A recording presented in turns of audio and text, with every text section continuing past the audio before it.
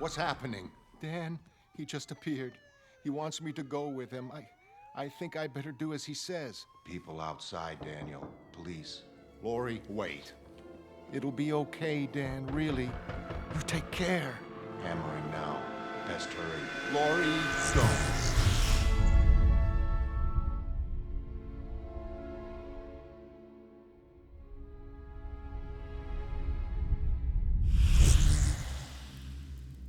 There. Do you like it? Sure. Lori?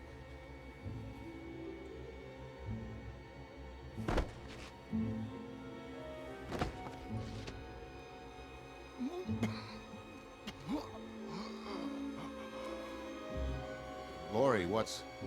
Oh, of course, please forgive me. Sometimes these things slip my mind. Jesus, John, you stupid bastard, you... Lori, are you all right?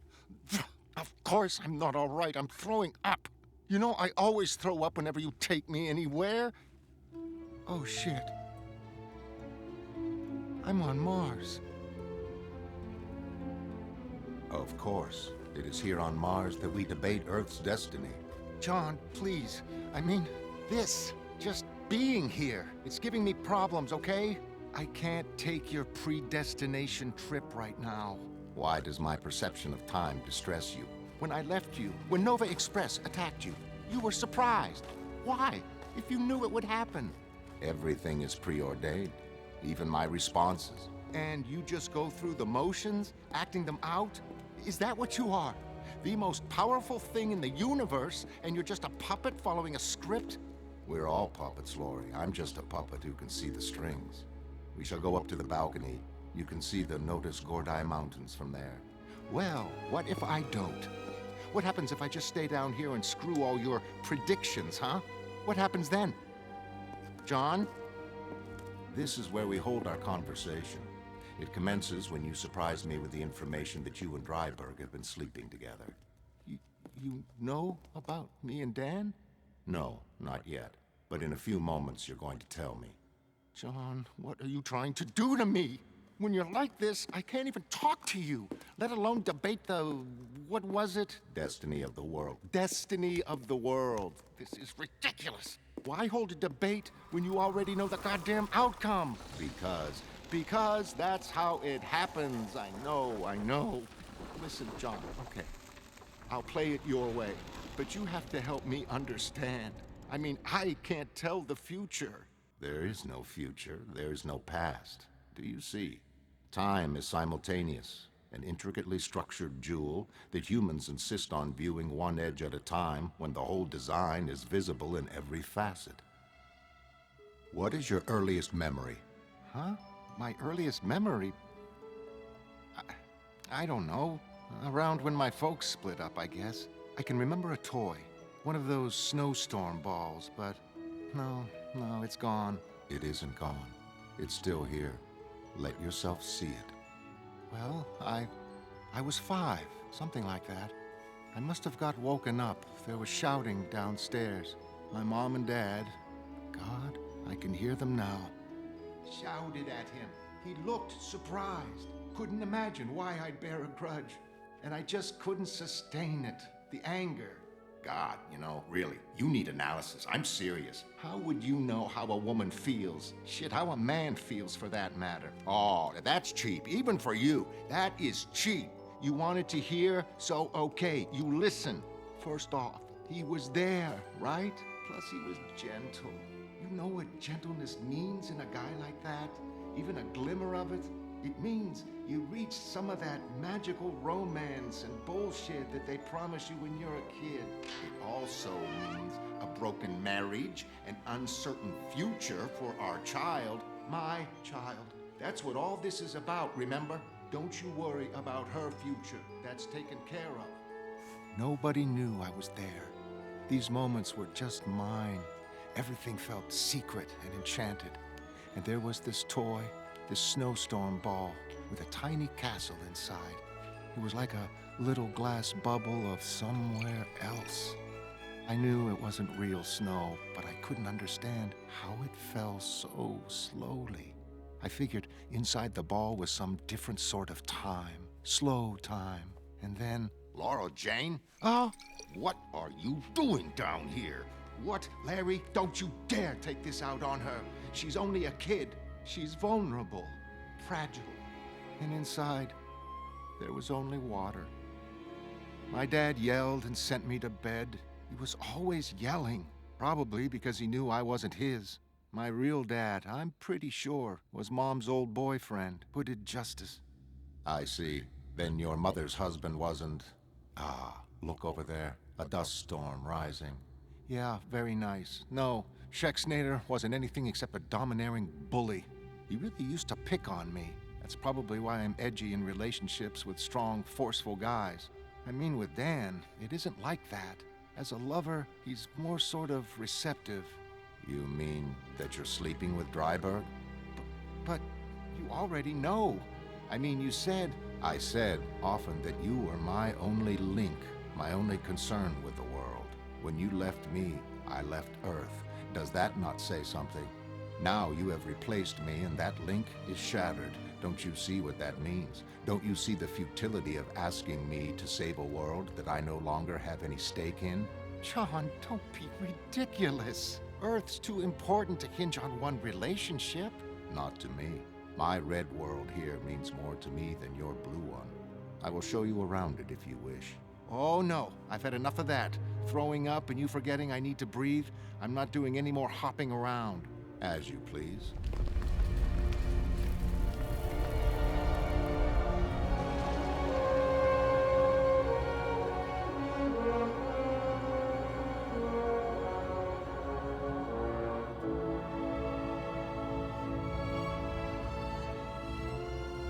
I need a drink.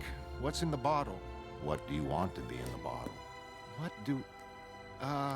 water. Just water. As you wish. John, I just can't take this. Sightseeing on Mars, drinking instant water, when down there the missiles could be flying right now. Humanity is about to become extinct. Doesn't that bother you? All those people dead? All that pain and conflict done with? All that needless suffering over at last? No, that doesn't bother me.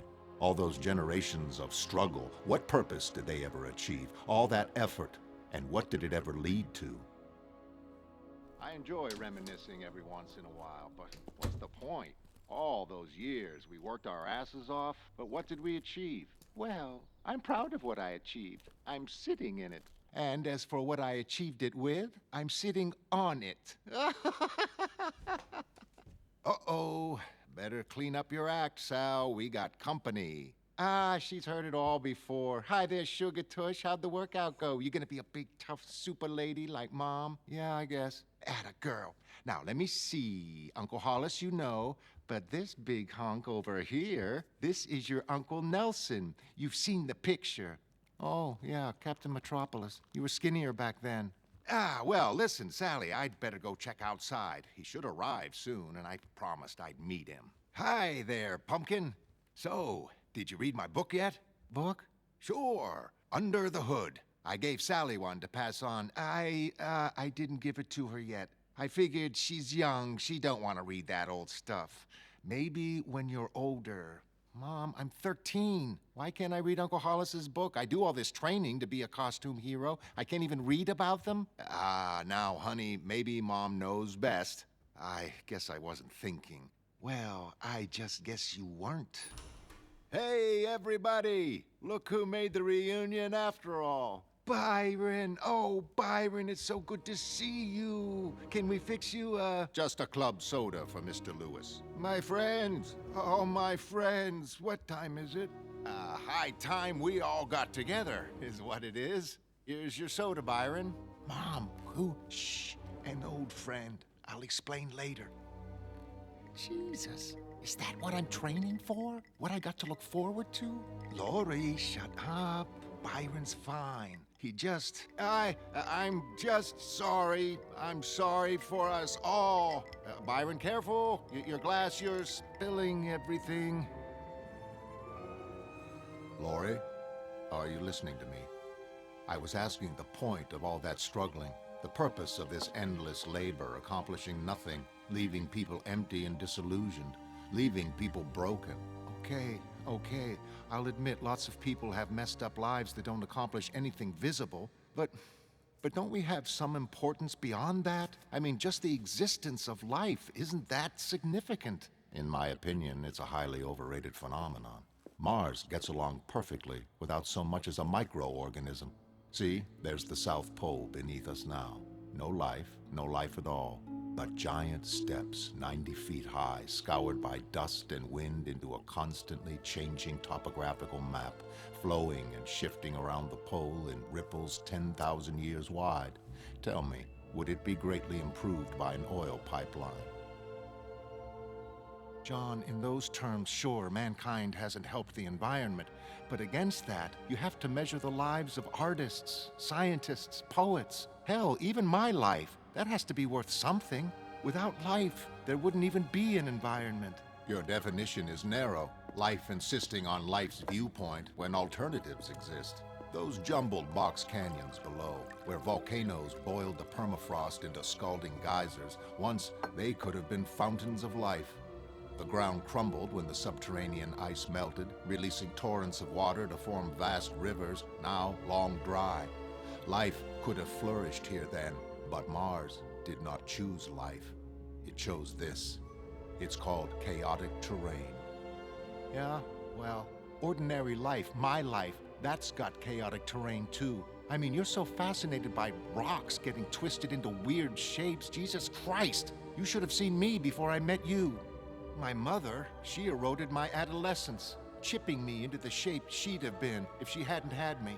She pushed me into adventuring, fussing over my career, trying to live her life through me. Remember the Crime Busters thing in the 60s? Did I tell you she drove me there in a limo and waited outside like it was my first screen test or something? I was 16. I felt like a jerk. I remember staring at you. I just couldn't get used to you. I mean, you had a great body, but, you know, it was blue. Your girlfriend, Janie, she glared at me all the way through. Then it collapsed. Everybody leaving, except Nelson and Adrian. Big disappointment. Outside, I watched them go. I felt let down, restless, horny, and I needed a cigarette. I was leaving Nelson's mansion when somebody called my name. Laurel? Laurel Jane, is that right? So, you're Sally's kid. Yeah.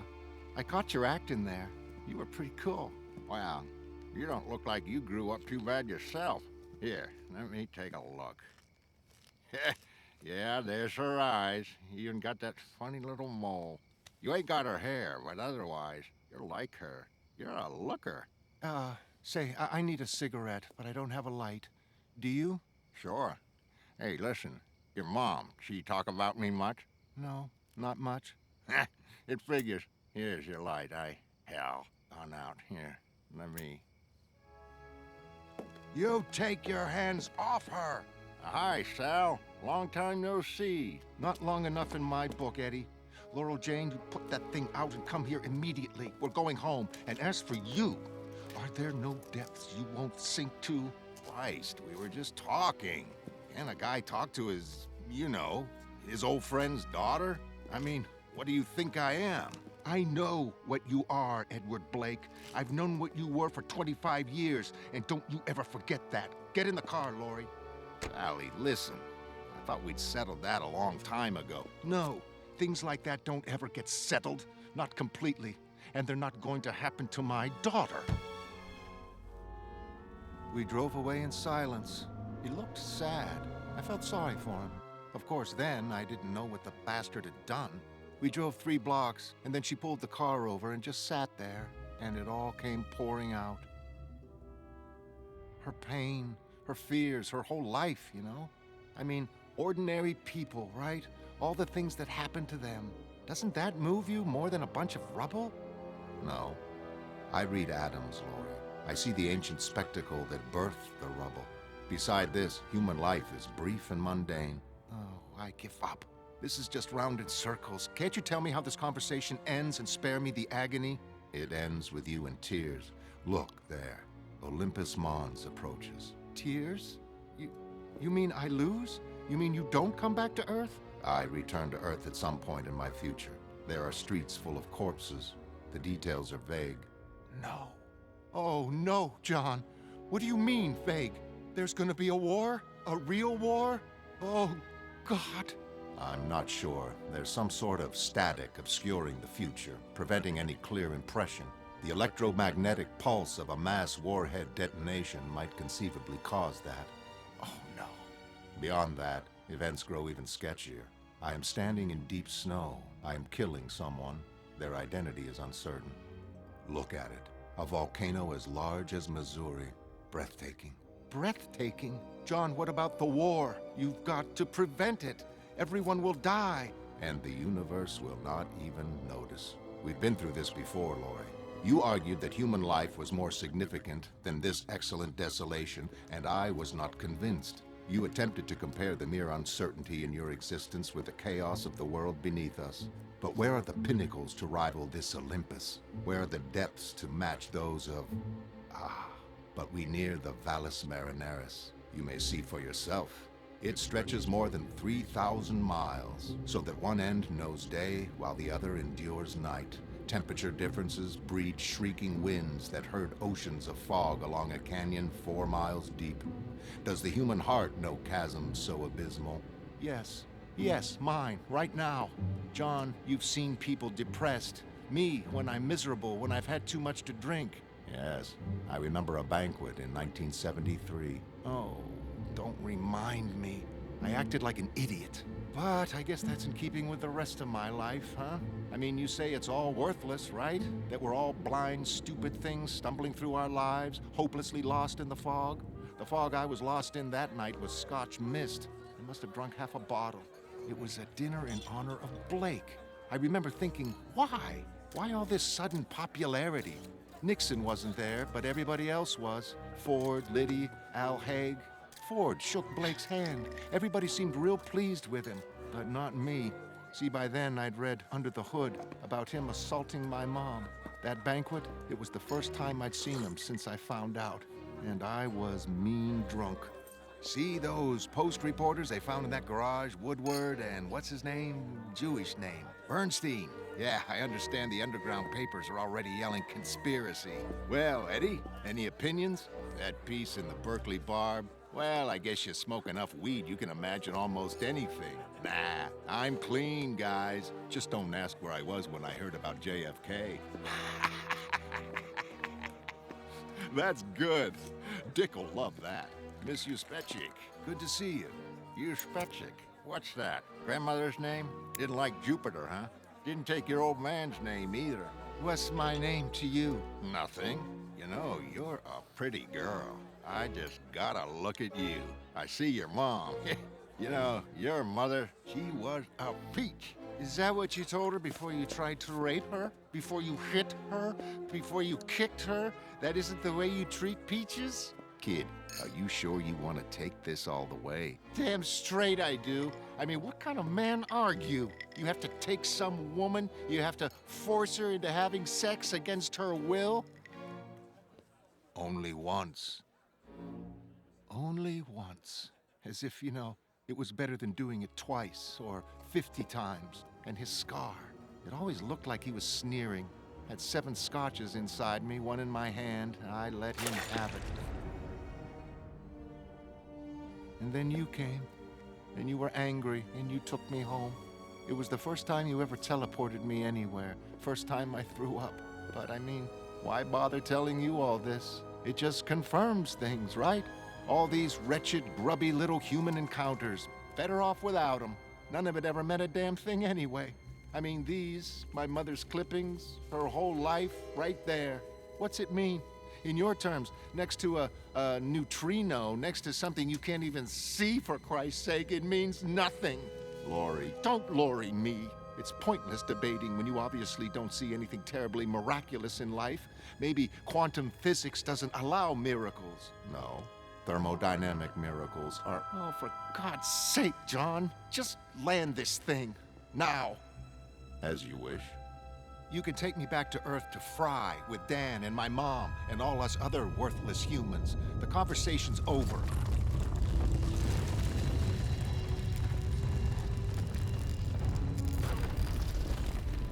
And listen, you were wrong, see? You said it ended with me in tears, and look at me. Not a moist eye in sight. You were wrong about that. Maybe about a lot of things. I mean, maybe you were wrong about the streets full of corpses, too. John, can you hear me? Perfectly. Oh, Jesus, John. Laurie, you complain, perhaps rightly, that I won't see existence in human terms, but you yourself refuse to consider my viewpoint, letting your emotions blind you. Look at yourself, angry, shouting. Shouted at him. He looked surprised. Couldn't imagine why I'd bear a grudge. And I just couldn't sustain it. The anger. If you'd only relax enough to see the whole continuum, life's pattern or lack of one, then you'd understand my perspective. You're deliberately shutting out understanding as if you're afraid, as if you're too delicate. Mom, I'm 13. Why can't I read Uncle Hollis's book? I do all this training to be a costume hero. I can't even read about them. Now, honey, maybe Mom knows best. I guess I wasn't thinking.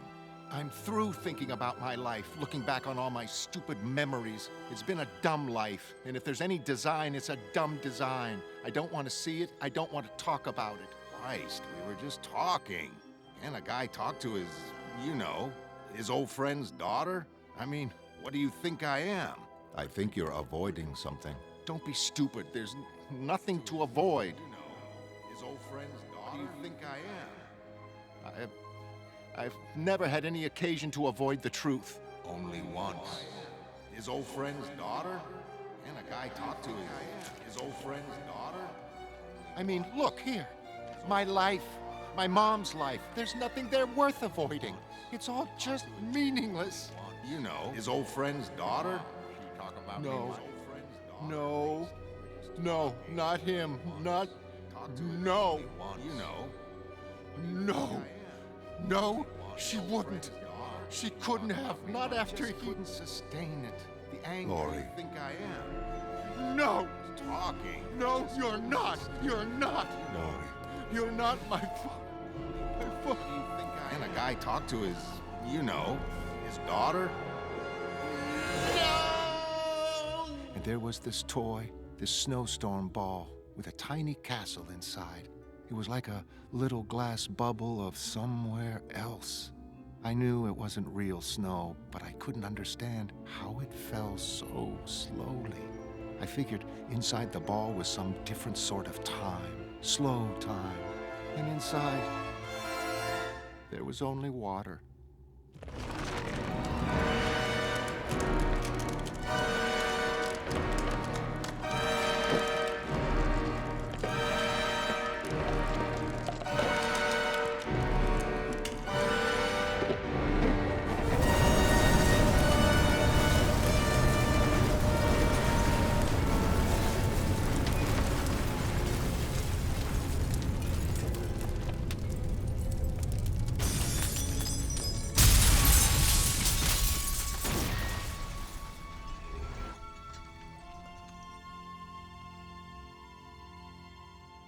Laurie, are you all right?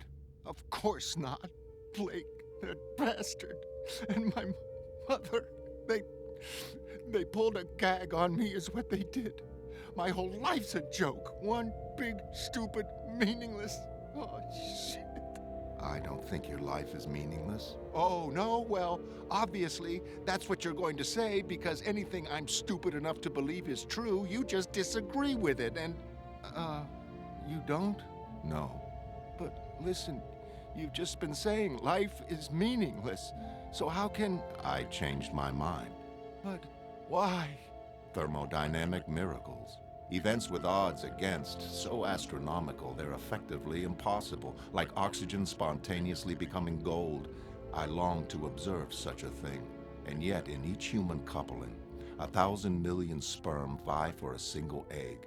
Multiply those odds by countless generations against the odds of your ancestors being alive, meeting, siring this precise son, that exact daughter, until your mother loves a man she has every reason to hate, and of that union, of the 1,000 million children competing for fertilization, it was you, only you, that emerged. To distill so specific a form from that chaos of improbability, like turning air to gold, that is the crowning unlikelihood, the thermodynamic miracle. But if my birth, if that's a thermodynamic miracle, I mean, you could say that about anybody in the world. Yes, anybody in the world. But the world is so full of people, so crowded with these miracles that they become commonplace, and we forget. I forget. We gaze continually at the world and it grows dull in our perceptions, yet seen from another's vantage point, as if new, it may still take the breath away. Come, dry your eyes, for you are life, rarer than a quark, and unpredictable beyond the dreams of Heisenberg, the clay in which the forces that shape all things leave their fingerprints most clearly. Dry your eyes, and let's go home.